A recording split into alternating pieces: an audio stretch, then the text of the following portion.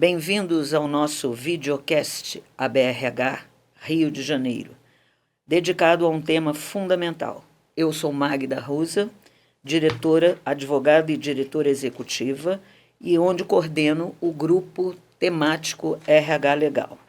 Hoje, mergulharemos em pautas profundas e reflexões significativas no mês que celebramos, em 8 de março, o Dia da Mulher.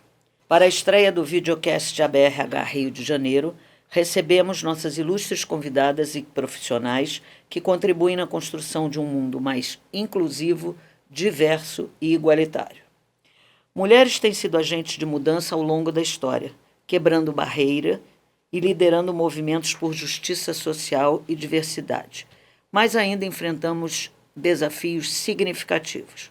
O videocast ABRH Rio de Janeiro é um espaço para explorar, ampliar e levantar questionamentos sobre pautas como equidade de gênero, conceito e contexto, abordar a parentalidade e seus impactos nas carreiras e ainda discorrer sobre interseccionalidade, programa de equidade de gênero nas organizações, grupos de afinidade e perspectivas futuras. Então, junte-se a nós para essa conversa e análise sobre questões que moldam o presente e o futuro das organizações, em um mundo que é diverso. Vamos começar essa jornada juntos e fazer a diferença. Vamos começar. Hoje estou aqui com a Ana Uliceia.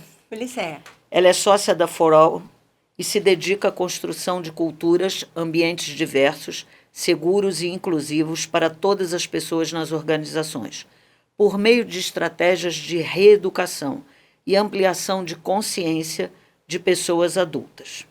Ana, se apresenta para nós, por favor.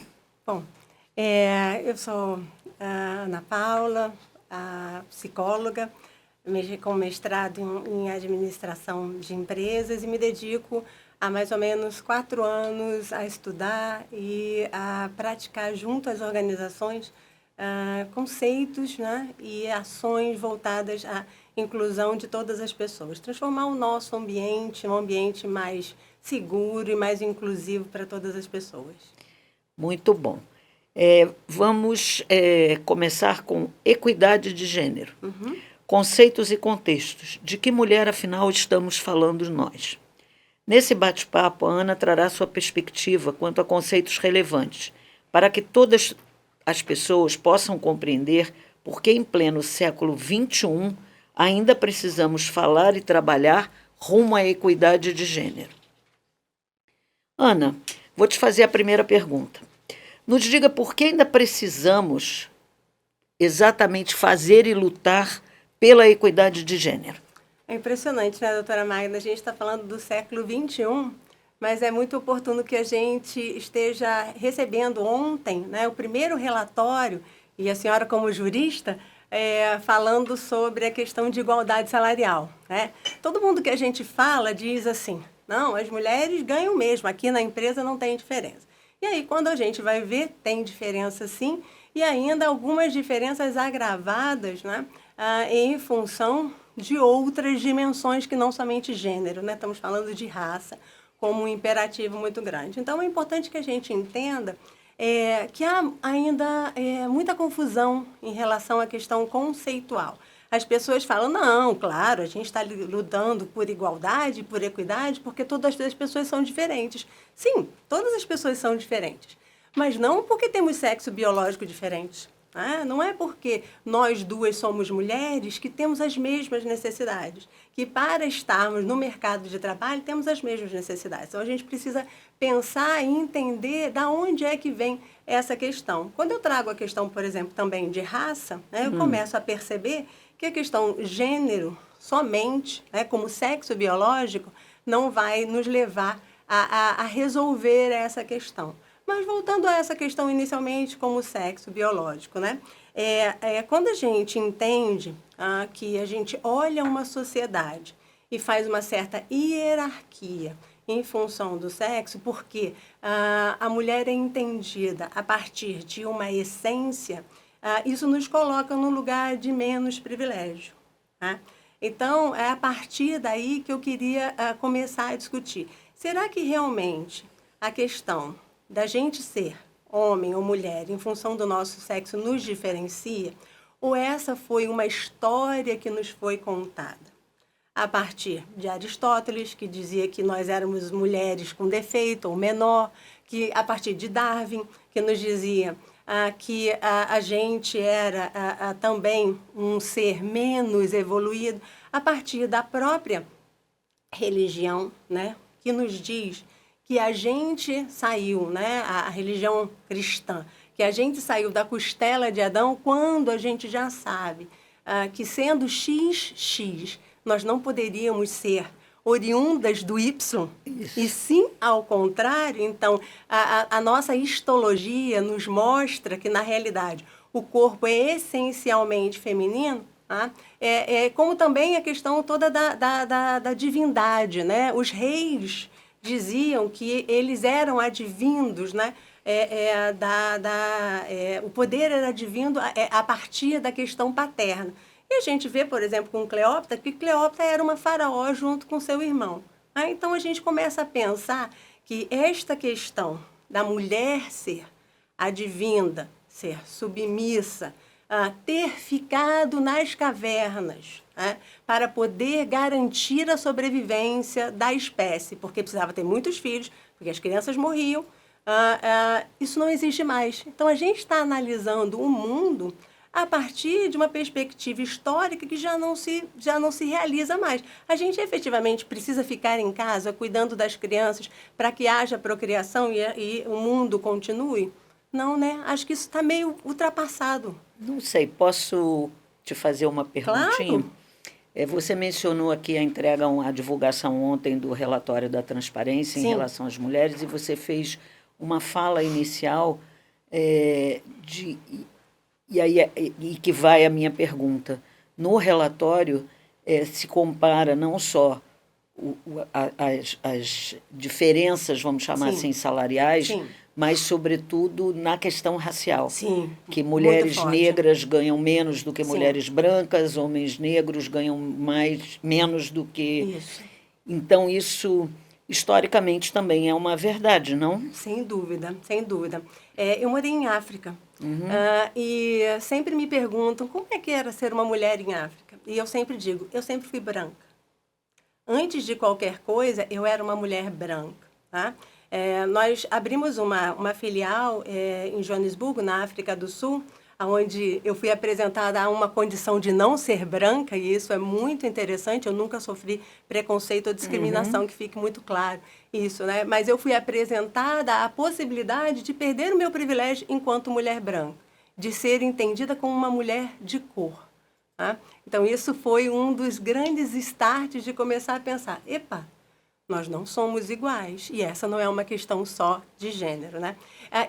E lá na África do Sul existe, pelo menos naquela época, em 2011, existia uma legislação que falava exatamente sobre essa questão de questões de favorecimento em relação a tributos, né? Se você tivesse um certo número de mulheres negras, homens negros, mulheres brancas e homens brancos, nesse sentido. Quanto mais mulheres negras você tivesse, você tinha mais subsídio tributário. E eu acho essa questão muito importante, né? Isso estava um pouco fora do nosso escopo aqui, mas trazendo a questão da atualidade para discutirmos um pouco, até porque teremos pessoas falando de interseccionalidade, o que é extremamente importante, porque realmente somos muitas mulheres, né? Da gente poder entender que essa é uma relação no mundo como um todo. Pesquisas como a da McKinsey mostram que, historicamente, existe uma hierarquia do homem branco, da mulher branca, do homem negro e da mulher negra. E eu acho que essa é uma discussão extremamente relevante no Brasil, por quê? Porque a base da nossa população é uma mulher negra.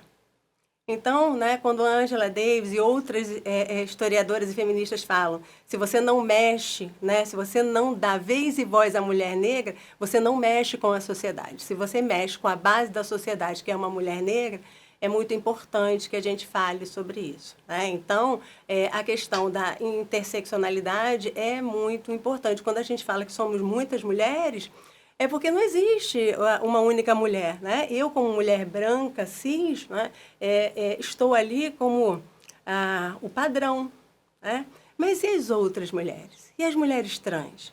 E as mulheres com deficiência? E as mulheres negras, que são a base da nossa pirâmide? Como é que a gente vai trabalhar a equidade de gênero, né? Se a gente entende que ser mulher é ter nascido mulher e ter sido identificada como mulher ao nascer, né? Simone de Beauvoir já ensina a gente dizendo, não, você aprende a ser mulher. E por quê? Porque ser mulher, na era das cavernas, era amamentar e procriar. Hoje, a maioria das famílias são também lideradas por mulheres. Se uma mulher fica em casa amamentando, né, quem é que compra comida para os outros que já não mamam mais, né? Eu acho que são questões importantes para que a gente pergunte. E eu acho que, assim, voltando ao nosso tema e ao teu trabalho, você falou também sobre aprendizagem, né? E aí eu gostaria de te perguntar como se dá essa aprendizagem, porque você disse assim, aprendemos a ser mulheres e aprendemos a ter papéis femininos, todos de muita relevância, mas que foram, no decorrer da história, se alterando. Exatamente. Né? À medida que eu tenho outros olhares sobre o papel da mulher. Não né? tenha dúvida. Outras necessidades, E outras né? necessidades. Você pode falar um pouco para a gente dessa aprendizagem social, né? Cultural e social, e, sobretudo, nas organizações? Claro. Simone de Beauvoir conta para a gente isso, né? Então, que a gente aprende a ser mulher. E Judith Butler começa a dizer, olha, a gente aprende a ser mulher na performance desse dia a dia. Né? Então, quando a gente tem uma menininha em casa, né, a gente fala, vamos botar esse lacinho, olha, senta de perninha fechada, você não quer botar um batonzinho? Você quer ir com a mamãe pintar a unha? Se a gente deixasse essa mulher em outro lugar, né, ou não dessemos esses comandos a ela, que mulher ela seria? Eu trago outra referência, que é Pobres Criaturas, né? Obviamente, Barbie é um filme que concorreu ao Oscar e é importante, mas Pobres Criaturas fala muito sobre essa aprendizagem cultural. A gente ensina as pessoas a serem meninas e meninos, né? E a partir deste ensinamento, é muito interessante que a gente começa a botar limites, né?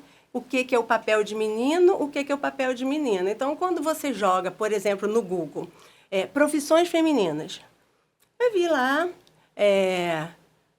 o que a gente chamava antigamente de aeromoça, professoras, enfermeiras, todas muito ligadas a essa essência feminina, que é o cuidar de outras pessoas.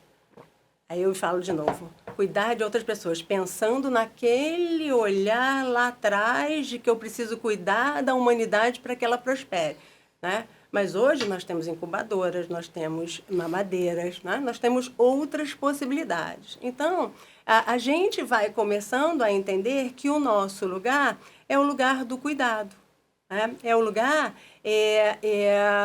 de estar ali sempre preservando a vida de uma outra pessoa. Isso começa quando pequenininho. Um dia desse, eu estava fazendo uma compra de presentes e aí eu falei para o meu marido, não, eu quero um presente disruptivo.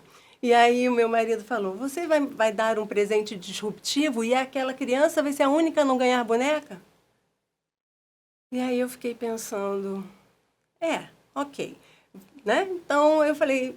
E aí eu me constrangi com relação a isso, mas eu também estava com muita dificuldade de achar um presente para uma menina pequena, de 3 a 4 anos, que não fosse uma boneca. Então eu comprei uma boneca negra e falei, bom, essa aqui é a minha parte dessa contribuição. Né? Mas é muito difícil, porque quando você busca presentes para meninos e meninas, você acha presentes que levam a esse cuidado. Né? Então, eu imagino que a senhora deva ter, como eu tive, o forninho, o liquidificador, a bonequinha, aquela que faz pipi, aí você troca a fraldinha, né? Você, desde pequena, vai sendo ensinada a cuidar. Né? E aí, o que acontece com isso quando você chega à época do vestibular ou à época do mercado de trabalho? Você começa a não ter opção. Qual é a sua opção? Que não seja ir para um lugar do cuidado. Pense nas pessoas. A senhora, como advogada, deve ter sido quase a única, talvez, na sua sala. As grandes engenheiras, né? Quantas hoje, quando a gente olha, por exemplo, excetuando muitas vezes a engenharia química, que vai mais para a questão farmacêutica, né? Quantas pessoas não têm hoje dificuldade, por exemplo, na engenharia civil? Eu fui à África como head de pessoas para uma construtora. No C-Level ali, eu era a única mulher. Eu tinha uma diretora acima de mim, mas o restante era só eu. E na base, né? A gente tinha muito poucas mulheres, porque existem estereótipos. Isso é para a mulher, né? Se está ligado nesse lugar da economia do cuidado, né? Que é esse conceito que esteve como tema da nossa redação, né? E que muita gente criticou, dizendo que é muito difícil para um rapaz, por exemplo, entender o que é economia do cuidado. Não.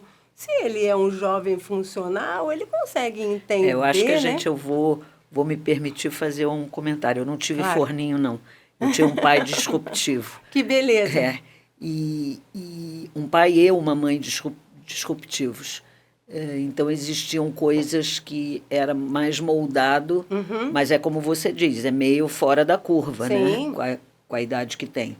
Mas o que eu queria colocar para ti também é um pouco... Quando a gente fala desse aprendizagem todo,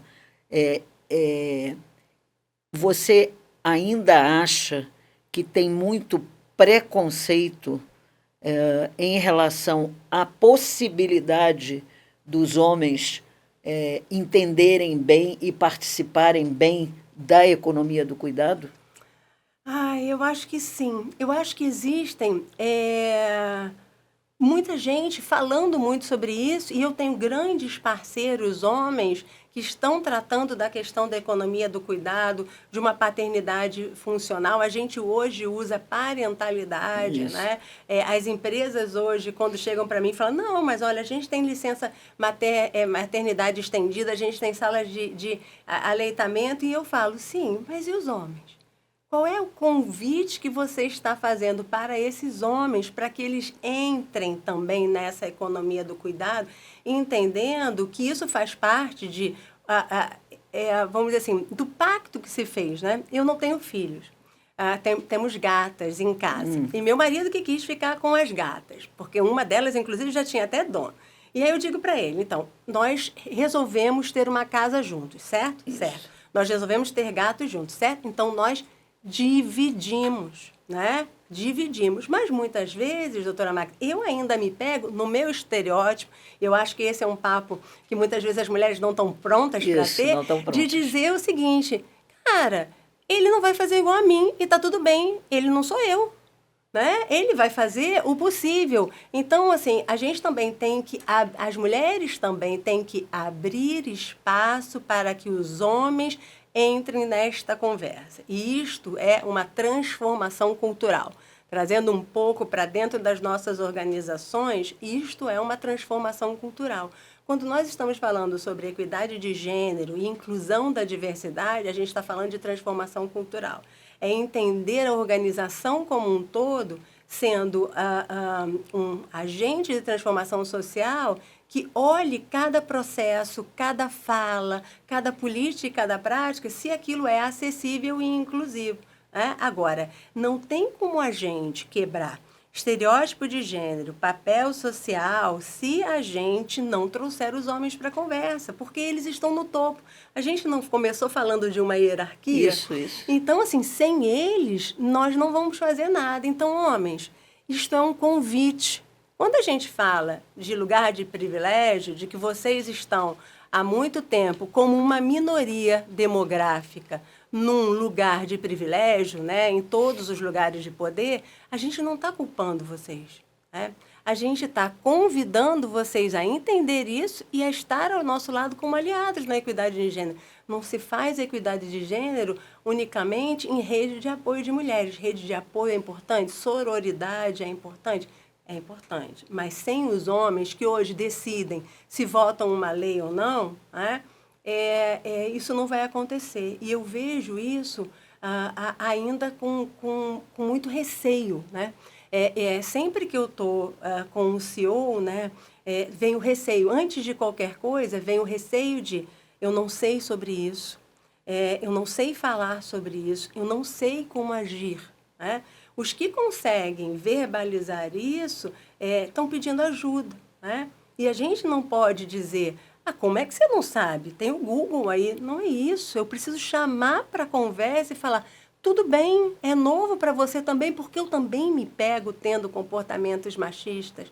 Então, vem comigo e vamos tentar entender como é que a gente reestrutura essa sociedade. Eu acho que você colocou, Ana, duas coisas muito importantes na resposta da pergunta que eu fiz. Na verdade, eu abri outra aqui, mas eu acho que você criou duas frases muito importantes. Uma é abrir o espaço. Sim. Porque ficar sempre de mimimi também não dá mais, né? Sim, abrir o espaço.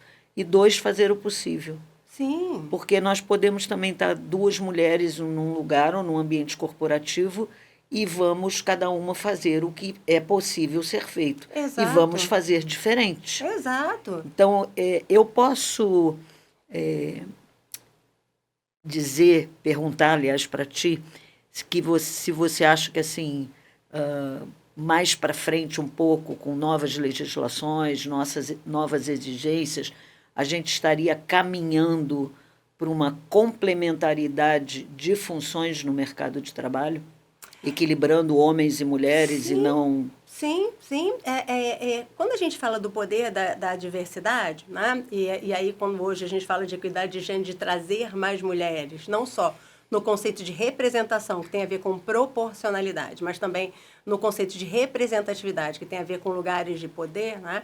A gente está falando de termos pessoas diferentes, né? E aí são mulheres diferentes. Gente, não adianta termos mulheres brancas como eu estou aqui representando mulheres acima de 50, não mães, de matriz africana, mas existem outras mulheres com deficiência, mulheres trans, mulheres negras, né, que precisam também ser chamadas... Mulheres idosas. Idosas, que precisam ser chamadas para essa conversa, porque com o avançar da nossa medicina, a longevidade vai para lá, a economia prateada está aí, a gente precisa saber vender para essas pessoas. E quando a senhora fala de complementariedade, eu acho que é sobre isso, assim, não é que eu naturalmente vejo o mundo de um lugar diferente, mas a partir do lugar que a mulher é colocada na sociedade, ela aprende a ver coisas, né, que homens não veem. Agora, isso não quer dizer que todas as mulheres veem as coisas do mesmo jeito e todos os homens veem as coisas do mesmo jeito.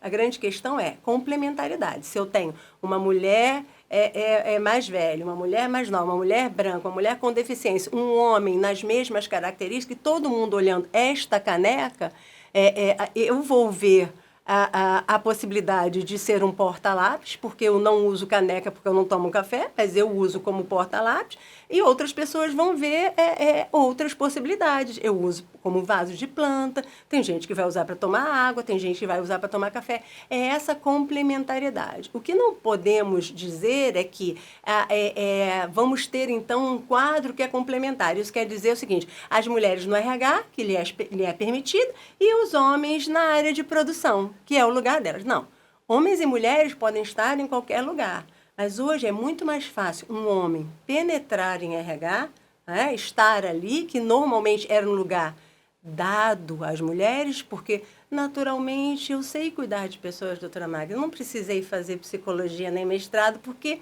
aflora de mim este cuidado. Não é verdade. Isso. Não é verdade. Existem homens que cuidam muito melhor do que a Ana.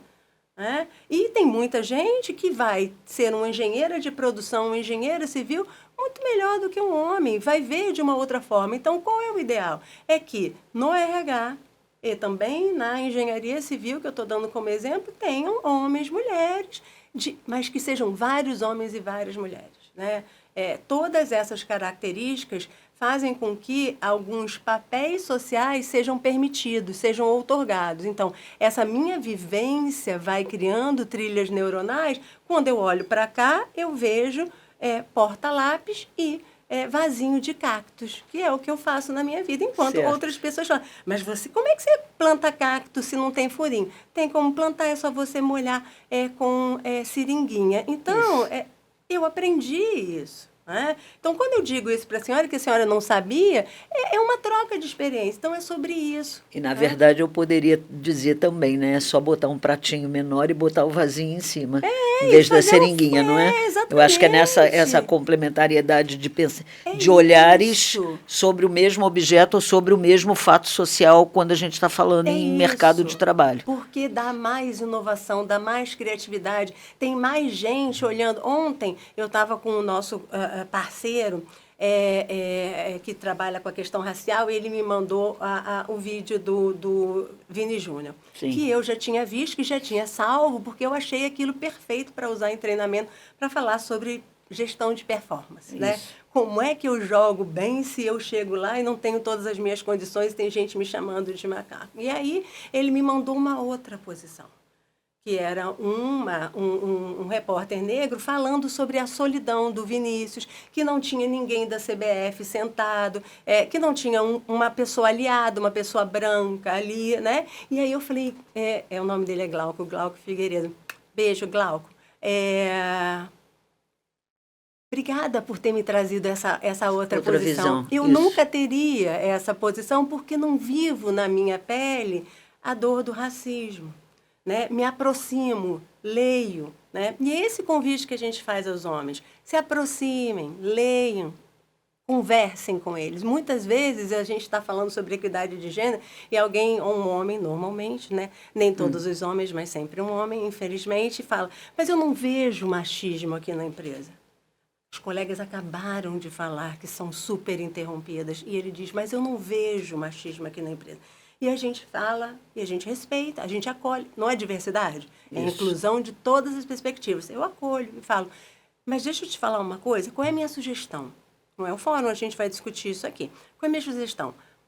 Chama para tomar um café com fulana que acabou de dar o seu depoimento, se aproxime, entenda, tente ter empatia. Né? Porque às vezes é muito sutil a reação, né? A interrupção, a linguagem não verbal. Eu acho que toda essa história, essa trajetória que se traçou aqui no podcast para nós, e prestem bastante atenção nos autores indicados pela nossa convidada, tá? Porque são todos muito importantes para homens e mulheres lerem. Não é não ler Simone de Beauvoir porque vai ler Sartre, é ler os dois. Exatamente. Não é? Claro. Eu queria muito que você... o Vini hoje tá personagem, hoje de manhã ele também declarou de cuidar do irmão, que tudo que ele faz é para que o irmão não tenha a dor que ele tenha, né?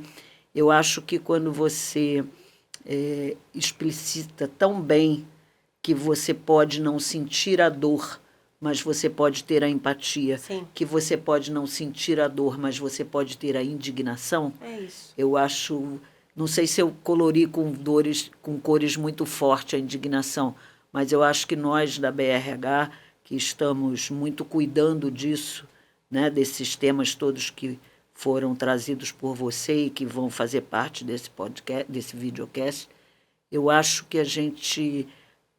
Não creio, na minha concepção, e queria saber da sua, se indignação é forte demais ou se indignação é um caminho de acolhimento desta dor que a gente não sente, mas que a gente é capaz de ser empático com ela.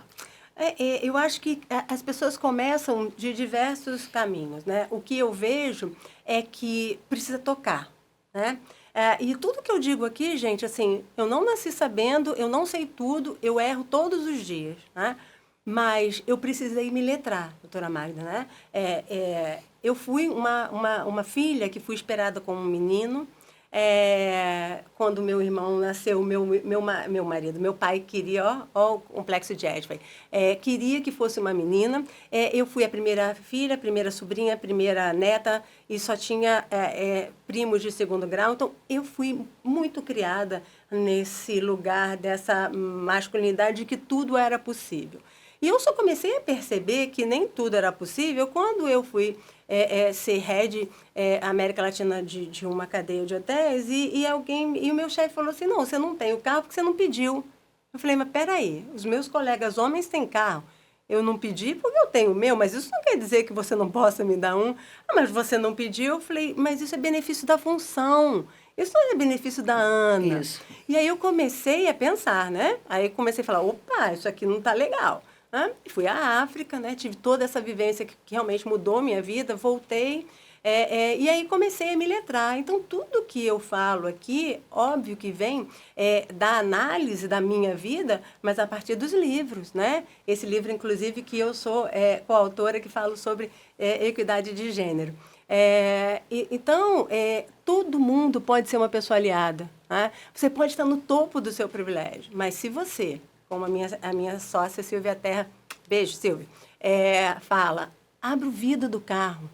Às vezes a gente está naquela loucura do medo, do estereótipo, né? Ontem a Marge este ano falou assim, todo mundo fala de cara de bandido. Olha esses 3 aqui.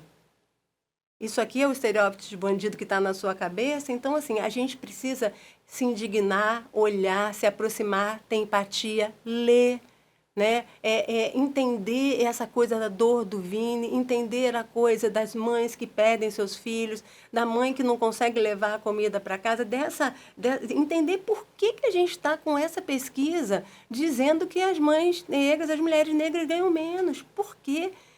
Não sei se todas as pessoas sabem, mas nós, mulheres, além de sermos maioria da sociedade, somos a maioria que saem dos bancos escolares. Temos mais horas. Né?